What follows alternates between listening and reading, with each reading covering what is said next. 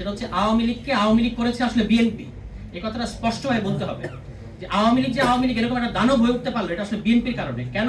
কারণ আওয়ামী লীগ হচ্ছে একটা সফল বিএনপি, আর বিএনপি হচ্ছে একটা ব্যর্থ আওয়ামী লীগ। কিভাবে আমি একটু ব্যাখ্যা করি।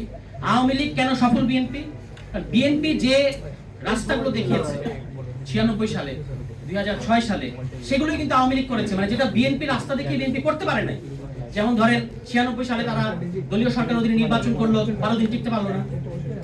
2006 সালের ওই যে বিচারপতির বয়স বাড়ানো নিয়ে তত্ত্বাবধায়ক সরকার ম্যানিপুলেশন করা, সেটাও লগি বৈঠা ডেকে আনলো বাংলাদেশে, এবং আওয়ামী লীগের 17 বছর ফ্যাসিবাদ ডেকে আনলো।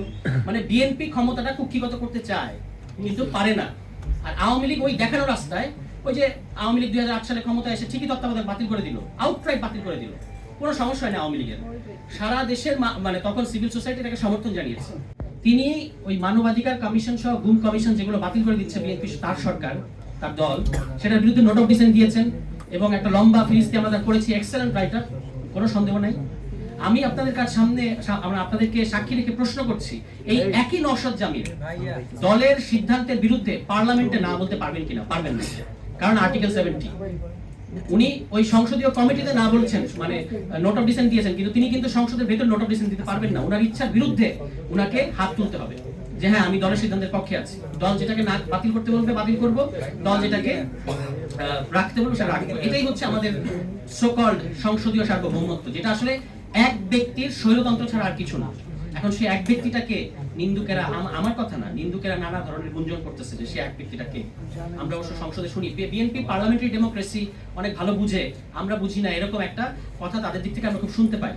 এখন সেই বোঝাপড়াটা কিরকম?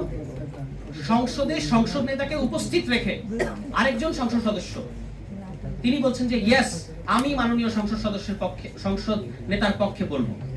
এটা উনি দম্ভের সাথে বলছেন। এই রকম একটা নজিরবিহীন দৃষ্টান্ত বাংলাদেশের পার্লামেন্টারি ডেমোক্রেসির ইতিহাসে আর কখনো আছে কিনা আমার ধারণা নাই, যে সংসদ নেতা উপস্থিত থাকা অবস্থায় সংসদ নেতার পক্ষে আরেকজন বলেন, এবং ভঙ্গিটা এরকম যে আমি সংসদ নেতার পক্ষে বলবো, এরপর যদি সংসদ নেতার বলতে মন চায় বলবে। এভাবে কিন্তু করেছেন। তো এইরকম একটা পার্লামেন্টারি ডেমোক্রেসি বিএনপি আমাদেরকে উপহার দিচ্ছে। আমরা বিএনপিকে অত্যন্ত ধন্যবাদ জানাতে চাই। আলোচনাটা এসেছে যে বিএনপির কিন্তু একটা ব্যারাম আছে, বিরাট ব্যারাম। আওয়ামী লীগ যে আওয়ামী লীগ হয়ে উঠলো, এরকম একটা দানব ফ্যাসিবাদী হয়ে উঠলো, এটা নানা ধরনের ব্যাখ্যা বিশ্লেষণ মানে গত 15-17 বছর ধরে হয়ে আসছে। কিন্তু একটা কথা কিন্তু আমরা বলি না, সেটা হচ্ছে আওয়ামী লীগ করেছে আসলে বিএনপি। এই কথাটা স্পষ্টভাবে বলতে হবে যে আওয়ামী লীগ এরকম একটা দানব হয়ে উঠতে পারলো এটা আসলে বিএনপির কারণে। কেন? কারণ আওয়ামী লীগ হচ্ছে একটা সফল বিএনপি, আর বিএনপি হচ্ছে একটা ব্যর্থ আওয়ামী লীগ। কিভাবে আমি একটু ব্যাখ্যা করি। আওয়ামী লীগ কেন সফল বিএনপি? কারণ বিএনপি যে রাস্তাগুলো দেখিয়েছে 96 সালে 2006 সালে, সেগুলোই কিন্তু আওয়ামী লীগ করেছে। মানে যেটা বিএনপি রাস্তা দেখিয়ে বিএনপি করতে পারে নাই। যেমন ধরেন 96 সালে তারা দলীয় সরকার অধীনে নির্বাচন করলো, 12 দিন টিকতে পারলো না। 2006 সালের ওই যে বিচারপতির বয়স বাড়ানো নিয়ে তত্ত্বাবধায়ক সরকার ম্যানিপুলেশন করা, সেটাও লগি বৈঠা ডেকে আনলো বাংলাদেশে, এবং আওয়ামী লীগের 17 বছর ফ্যাসিবাদ ডেকে আনলো। মানে বিএনপি ক্ষমতাটা কুক্ষিগত করতে চায় কিন্তু পারে না। আর আওয়ামী লীগ ওই দেখানো রাস্তায়, ওই যে আওয়ামী লীগ 2008 সালে ক্ষমতায় এসে ঠিকই তত্ত্বাবধায়ক বাতিল করে দিল, আউটরাইট বাতিল করে দিল, কোনো সমস্যা হয় না আওয়ামী লীগের। সারা দেশের মানে তখন সিভিল সোসাইটি তাকে সমর্থন জানিয়েছে। ফলে এই কারণে আমি বলছি যে আওয়ামী লীগ হচ্ছে একটি সফল বিএনপি। এখন ওই সফল বিএনপির পরিণতি কিন্তু খুব খারাপ হয়েছে। আর ব্যর্থ আওয়ামী লীগকে এটা মনে রাখতে হবে, মানে ব্যর্থ আওয়ামী লীগ মানে বিএনপিকে এটা মনে রাখতে হবে যে পরিণতি ভালো হয় না। আর ফাহিম মাসরুর ভাই যে কথাটা বলে গেছে, এটাই আসলে আসল মতলব। যে অধ্যাদেশগুলো তারা বাতিল করে দিচ্ছে, পেছনে আসল মতলব হচ্ছে 2023 সালের নির্বাচন। তারা আবারও ওই ক্ষমতা হস্তান্তরের মুহূর্তে একটা বড়সড় ঝামেলা পাকাবে, এটাই হচ্ছে বিএনপির পরিকল্পনা। এবং সেই জন্যই তারা এখন রাস্তা ক্লিয়ার করছে। যে অধ্যাদেশগুলো ইতিমধ্যে তারা বাতিল করেছে, বাংলাদেশের এই পুরো সংস্কার, পলিটিক্যাল সংস্কারের 40% ইতিমধ্যেই কবর রচিত হয়ে গেছে বিএনপির কারণে। মানে ওই যে মানবাধিকার অধ্যাদেশ, এটা কিন্তু এই যে গুম, দুদক, তারপরে আপনার জুলাই দায় মুক্তির অধ্যাদেশ, এগুলো সবগুলো মাদারলো। মানে মানবাধিকার অধ্যাদেশ যদি না থাকে এগুলো একটা থাকবে না। জুলাই অধ্যাদেশ নিয়ে আপনাদের একটা কথা বলি, আমরা বিএনপিকে সাধুবাদ জানিয়েছি, অনেকেই খুশি হয়েছে বা অনেকে আসলে হয়তো স্বস্তি পেয়েছে যে জুলাই দায় মুক্তিটা অন্তত বিএনপি দিয়েছে।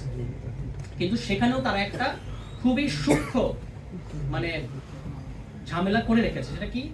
ওখানে জুলাই দায় মুক্তির অধ্যাদেশে বলা আছে যে পুলিশের সাথে জুলাই মাসে যে এনকাউন্টার, সেটা আসলে দুই ভাবে বিভক্ত। একটা হচ্ছে রাজনৈতিক প্রতিরোধ এবং আরেকটা হচ্ছে সাধারণ ফৌজদারি অপরাধ।